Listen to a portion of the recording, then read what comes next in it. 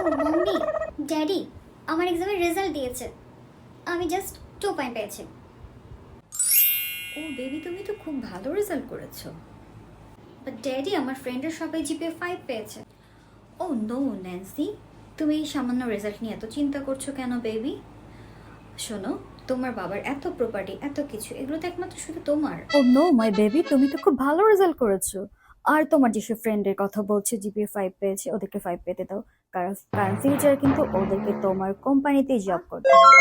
ও মা, আরে মা, আরে কি কখন থেকে মা মা করছিস? কি হয়েছেটা কি? কি হয়েছে? হ্যাঁ, আরে আমার এক্সামের রেজাল্ট দিছে মা। আমি সাবজেক্টে 85-এর উপরে নাম্বার পাইছি। বাকি 15 নাম্বার কোথায়? যাও যাও, 15 নাম্বার নিয়ে এসো, যাও। ঠিক মতো পড়াশোনা করে 100-র মধ্যে 100 নাম্বার আনলেই না রেজাল্ট ভালো। আসছে 85 নাম্বার নিয়ে।